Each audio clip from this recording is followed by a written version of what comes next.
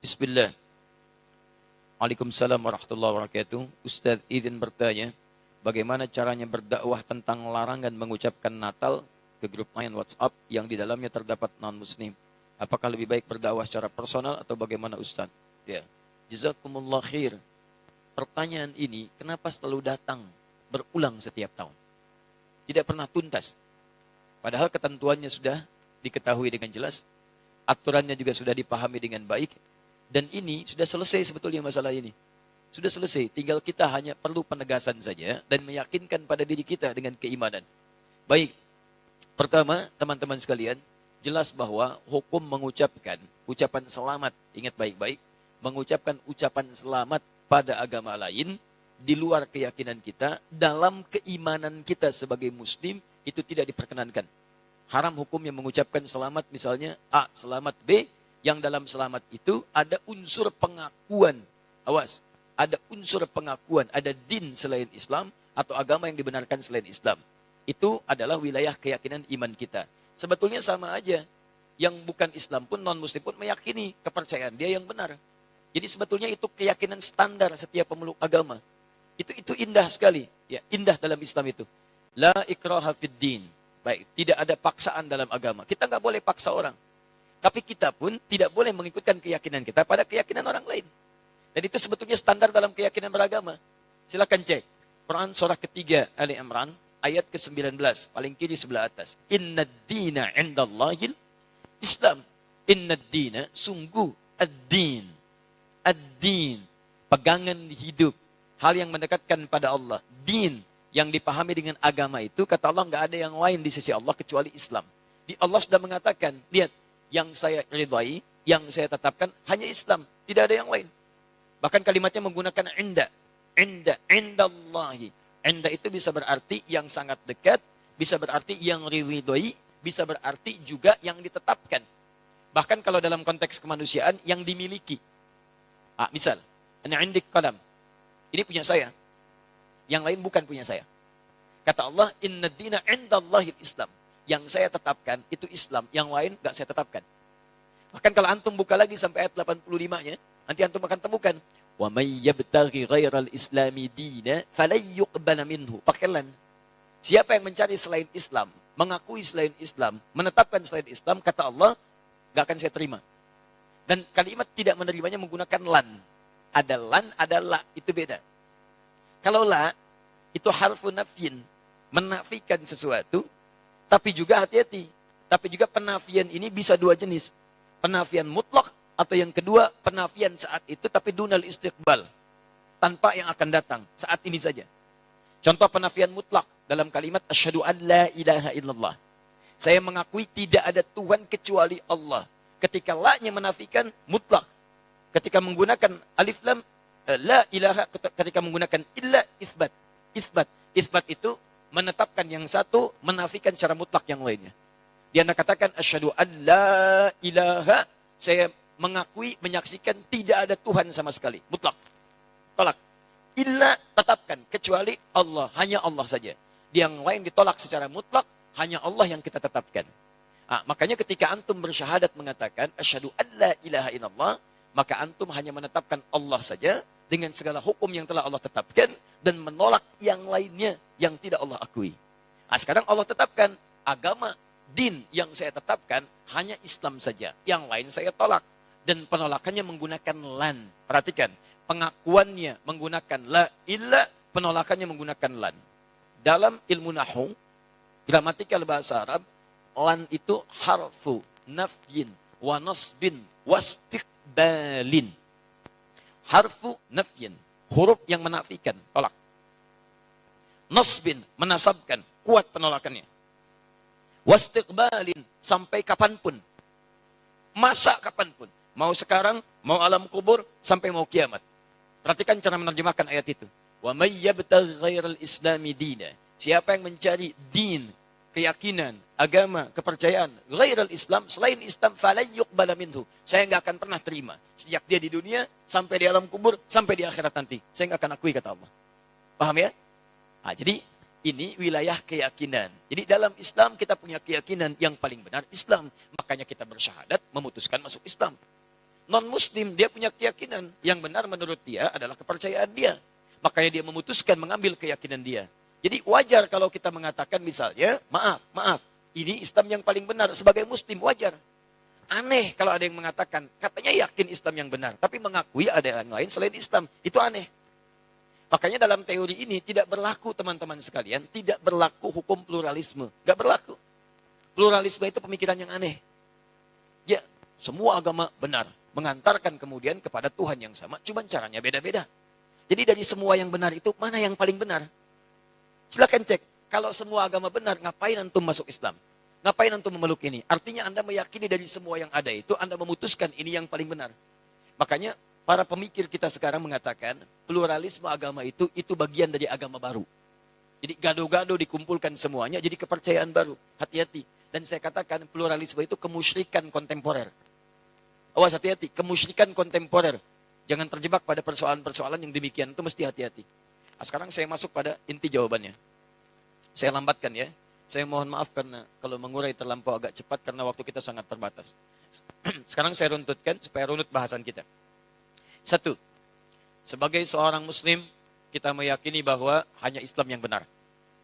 Seperti non-muslim meyakini kepercayaan dia yang paling benar. Itu urusan masing-masing. Tapi kita sebagai muslim meyakini bahwa Islam yang benar. Baik. Hati-hati, pelan-pelan. Dan keyakinan kita ini bukan hanya dikuatkan oleh ayat-ayat Al-Quran, tapi juga dijamin oleh undang-undang. Jadi kalau kita mengatakan hanya Islam yang benar, menurut kepercayaan kita, itu undang-undang menjamin itu. Apa kemudian pasalnya? 1, dasarnya Pancasila. Sila yang pertama, ketuhanan yang Maha Esa. Nah, dalam memahami ketuhanan yang Maha Esa ini, maka rumusannya lihat di undang-undang dasarnya. Pasal 29, ayat 1. Negara berdasar atas ketuhanan yang Maha Esa. Jadi konsep bernegara kita itu didasarkan pada ketuhanan yang Maha Esa. Jadi kalau kita meyakini hanya Allah Tuhan yang Maha Esa, maka keyakinan kita dijamin oleh undang-undang. Dalam menjalankan keyakinan ini, diatur di pasal keduanya, di pasal 29 ayat keduanya. Di dalam memahami pasal 29 ayat 1, terjemahannya adalah, cara memahaminya pasal 29 ayat 2. Negara menjamin kemerdekaan tiap-tiap penduduk untuk memeluk agamanya masing-masing dan beribadah menurut agama dan kepercayaannya itu. Jadi kalau kita beribadah dalam ketentuan Islam, ibadah pertama kita kan tauhid. Ibadah pertama kita syahadat. Karena itu syahadat menempati rukun pertama dalam ibadah, dalam Islam. Inna dina indallahil Islam. Tidak ada agama yang diridai Allah kecuali Islam. Kita masuk Islam. Ketika akan masuk Islam dan mengamalkan ibadah dalam Islam, di hadis Muslim, nomor hadis yang ke-8. Lihat dalam muqaddimah jilid pertama, teman-teman, di Sahih Muslim, nomor hadis nomor 8 paling kiri sebelah atas. Ada hadis disampaikan dari sahabat Nabi Umar bin Khattab radhiyallahu taala anhu. Di Al-Arba'in nomor hadis yang kedua. Ketika Nabi Muhammad ditanya tentang Islam oleh malaikat Jibril, mal Islam? Apa itu esensi Islam? Apa itu ibadah dalam Islam? Apa pokok dalam Islam? Kata Nabi, jawaban pertama, antashhada an la ilaha illallah wa anna Muhammad Rasulullah. Kamu harus menetapkan, bersaksi, berkomitmen bahwa tidak ada Tuhan selain Allah. Yang layak disembah hanya Allah saja. Dan cara menyembahnya mengikuti tuntunan Nabi Muhammad SAW. Makanya ibadah pertama kita itu syahadat. Pengakuan hanya Islam yang benar. Hanya Allah Tuhan yang benar. Yang lain kita tidak akui sebagai Tuhan. Tidak ada Tuhan selain Allah. Tidak ada agama selain Islam. Ketika Anda mengatakan itu, undang-undang menjamin. Jadi sebetulnya kalau ada orang yang menyoal Anda, nggak boleh itu keyakinan begitu. Itu intoleran. Dia sedang melanggar undang-undang. Paham ya? Dia sedang melanggar undang-undang. Karena undang-undang kita mengatakan setiap kita punya keyakinan dan ibadah, kita dijamin. Keyakinan pertama kita ada dalam syahadat kita. Ketika meyakini itu semua dan beribadah dengan lisan kita, bahkan dipakai dalam solat. Asyhadu an la ilaha illallah, asyhadu an la ilaha illallah, wa asyhadu anna Muhammadar Rasulullah. Itu ibadah kita. Syahadat dipakai dalam solat. Solat bagian ibadah yang keduanya. Jadi jangan khawatir kalau antum ditanya misalnya, apa agama Anda? Islam. Ada enggak selain Islam yang benar? Tidak ada. Keyakinan saya, Islam yang paling benar. Tidak ada Tuhan selain Allah. Anda intoleran. Maaf, Anda melanggar undang-undang. Paham ya? Ya, jadi jelas. Hukum negara kita jelas. Hukum negara kita jelas. Jadi ini bagian yang pertama. Sekarang, lihat. Saya ingin tunjukkan tidak ada keindahan aturan. Kecuali dalam Al-Quran. Bagaimana menyikapi yang tidak sekeyakinan dengan kita. Indah. Turun ayat. Quran surah kedua Al-Baqarah. Ayat 256, paling kiri sebelah bawah. La ikraha fid din. Qad tabayyana ar-rusydu minal ghayy.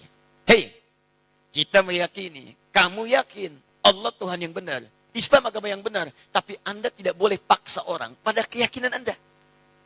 Gak boleh kita paksa. Jadi kalau Anda paksa orang, apalagi dengan senjata misalnya supaya masuk Islam, bawa golok, Masya Allah, datang ke angkot, ayo masuk Islam, itu gak boleh. Tembak orang, bom orang misalnya, supaya masuk Islam, itu gak boleh. Bahkan ketika orang itu masuk Islam dalam keadaan terpaksa, Anda yang dosa. Anda yang dosa. Indah dalam Islam itu. Kita akui Islam yang benar, kita akui Allah Tuhan yang hak, tapi nggak boleh paksa orang pada wilayah keyakinan kita. Nggak boleh. Bagaimana kemudian kita bisa menerangkan nilai-nilai Islam? Caranya dakwahi mereka. Sampaikan risalah. Sampaikan keterangan. Maka turun Quran kemudian, teman-teman sekalian, surah ke-16 ayat 125. Ini manhaj umumnya. Ud'u ila sabili rabbika bil hikmah wal mau'izatil hasanah wajadilhum billati hiya ahsan. Kalau ada orang belum mengerti tentang jalan Rabbmu, tentang Islam, maka silahkan terangkan, ajak mereka dengan hikmah. Toleransi yang paling baik, lakum dinukum waliyadin. Kita tidak usah saling mengganggu. Jadi zero tolerance. Toleransi terbaik, zero tolerance. Jangan saling ganggu. Saya nggak ikut pada kepercayaan Anda pun nggak usah ikut-ikutan kami. Kita diskusi aja, kalau nggak ketemu, silahkan kerjakan. Kami pun nggak akan ikut ke tempat ibadah Anda. Dan kami tidak harus menggunakan perangkat-perangkat pakaian seperti yang Anda kenakan. Anda pakai punya Anda, kami pakai punya kami. Makanya Syekh Hasim Asy'ari, dalam kitab yang tadi malam saya bawa, nanti lihat halaman ke-14-nya. 14, posisi paling kanan sebelah atas, paragraf yang pertama, baris ke-5 sampai 7. Di situ disebutkan oleh beliau, ketika penjajah datang dengan misi 3G itu, God, Glory, and Gospel. Ya, dimulai nanti dari Portugis datang ke Nusantara, tahun 1511 lewat Selat Malaka. Kemudian disusul setelahnya dengan yang lain sampai ada Belanda. VOC sebetulnya, syarikat dagang, tapi bekerja sama dengan pemerintahan yang zalim. Datang dia menjajah Nusantara. Sebelum jadi Indonesia, beliau sudah keluarkan fatwa. Karena mereka misinya 3G, kemanapun ada, itu dibekali.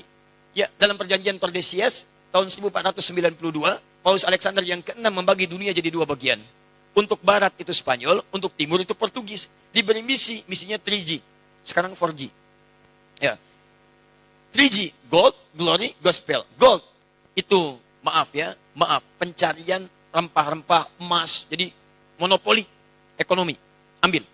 Glory, itu ekspansi, penjajahan. Makanya ketika datang, kita katakan penjajah. Silahkan cek dalam buku-buku sejarah. Penjajah. Datang, menjajah. Kalau Islam tidak ada. Makanya silahkan cek di buku sejarah. Pernah nggak ada datang Islam ke Nusantara menjajah? Nggak ada. Silahkan cek di buku-buku sejarah. Penjajah Indonesia diantaranya orang Arab. Nggak ada.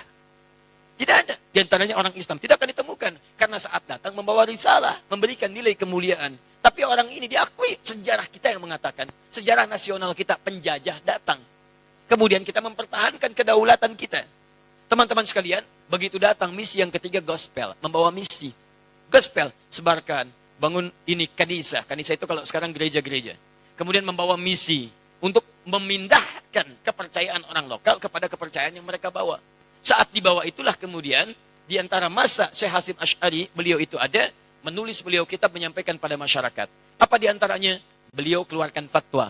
Orang yang ikut-ikutan mengenakan pakaian-pakaian mereka, pergi ke tempat ibadah mereka, itu hukumnya haram. Dihukumi tasyabuh bil kufar. Menyerupai orang-orang kafir, maka keluarlah hukum. Dilarang mengenakan pakaian-pakaian seperti pakaian mereka. Atribut seperti mereka. Sehingga tidak menghadirkan nilai kepercayaan lain masuk kepada kepercayaan kita. Itu sudah ada dulu disebutkan oleh pendiri Nahdlatul Ulama tanggal 31 Januari tahun 1926.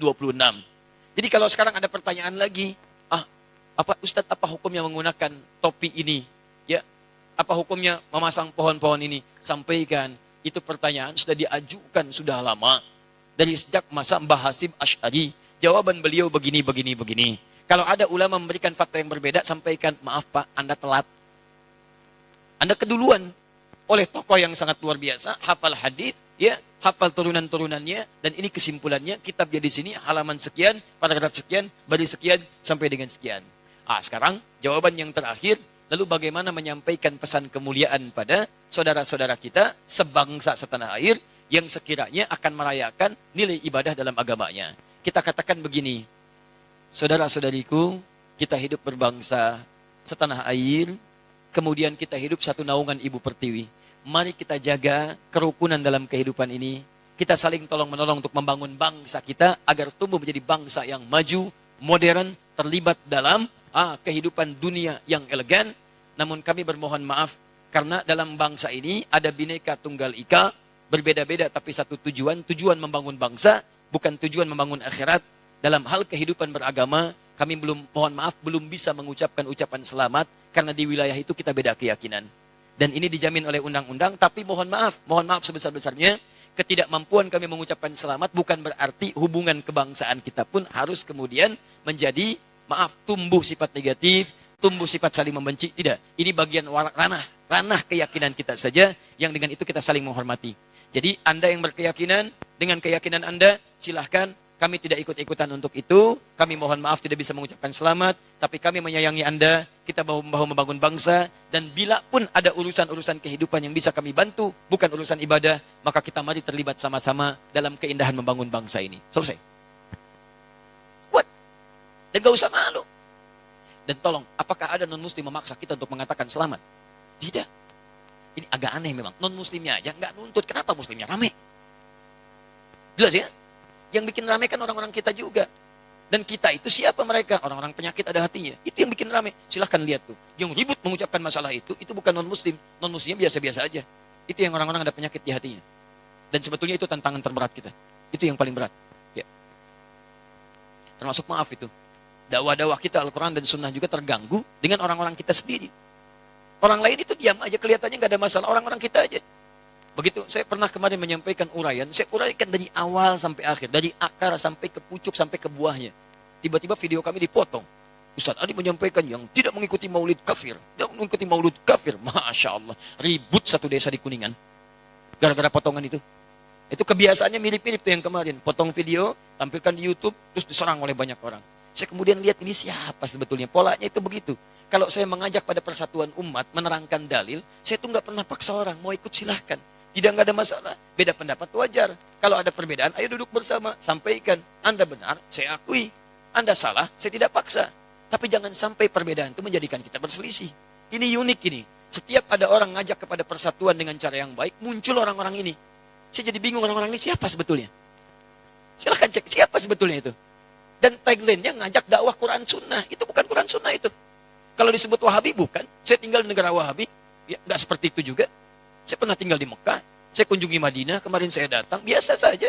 Kita normal-normal aja. Ini orang-orang ini siapa sebetulnya ini? Begitu muncul, rame, serang sana, serang sini. Coba antum perhatikan. Setiap ada momentum kita akan mendekat pada persatuan, pasti muncul orang-orang itu. Dengan channel-channelnya itu. Ya, silahkan cek. Ya. Tapi kita doakan, jangan juga mencela. Kalau mencela, sama saja kita dengan mereka. Ya, kita doakan, kita dakwahi. Kalau nggak mau ikut, biarin aja. Dan jangan dipikirin. Kebanyakan mikirin itu, habis waktu.